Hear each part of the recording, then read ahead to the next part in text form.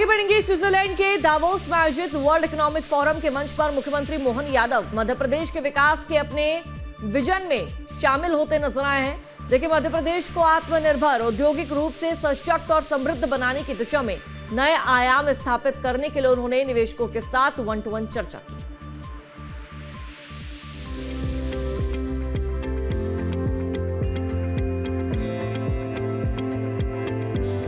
मध्य प्रदेश वैश्विक मंच पर अपनी एक सशक्त पहचान बना रहा है, जिसकी वानगी स्विट्जरलैंड के दावोस में आयोजित वर्ल्ड इकोनॉमिक फोरम की सालाना बैठक में देखने को मिली।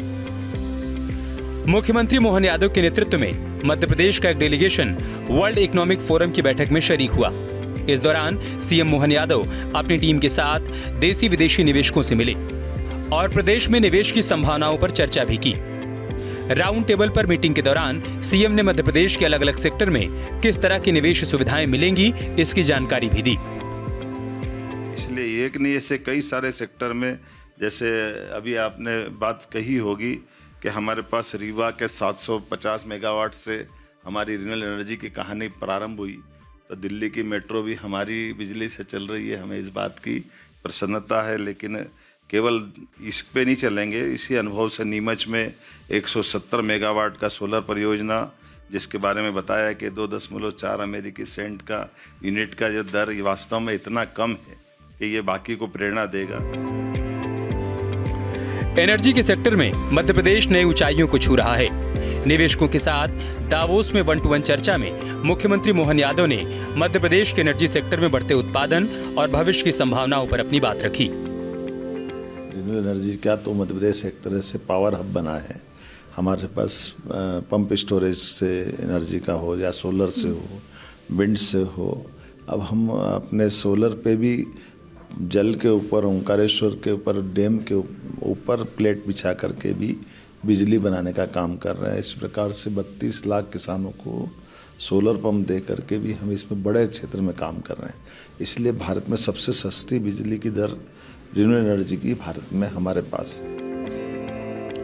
मुख्यमंत्री डॉक्टर मोहन यादव के नेतृत्व में वर्ल्ड इकोनॉमिक फोरम दावोस के मंच पर मध्य प्रदेश सरकार ने अपनी आर्थिक प्राथमिकताओं, औद्योगिक क्षमताओं और दीर्घकालिक विकास दृष्टि को रखा। इस दौरान पर्यटन, तकनीक, एनर्जी और हेल्थ सेक्टर सहित कई मुद्दों पर वैश्विक कंपनियों के सीईओ के साथ चर्चा की गई। निवेशकों ने भी मध्य प्रदेश में निवेश को लेकर रुचि दिखाई। सीएम मोहन यादव ने दावा किया कि मध्य प्रदेश में देश के दूसरे राज्यों के मुकाबले सबसे तेजी से निवेश बढ़ा है। मध्य प्रदेश की तो आप देखिएगा कि सबसे तेज गति से इन्वेस्टमेंट करने वाले राज्यों में से अब मध्य प्रदेश हो गया, जो 3 प्रमुख राज्य हैं जिन्होंने अपने तेज गति से आर्थिक गति बढ़ाई है। और उसी प्रकार से आप देखिए, सबसे युवा देश की अगर श्रेणी में लेंगे तो मध्य प्रदेश हमारा देश का तीसरा युवा राज्य है।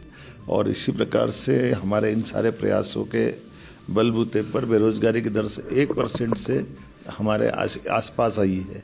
तो ये हमारे राज्य की युवाओं को रोजगार दिलाने का, क्षमता, योग्यता के साथ वित्तीय संसाधन है, सभी क्षेत्रों में आगे बढ़ने का हमारे जो प्रयास विगत 2 वर्षों से प्रारंभ हुए, उसके रिजल्ट भी आ रहे हैं।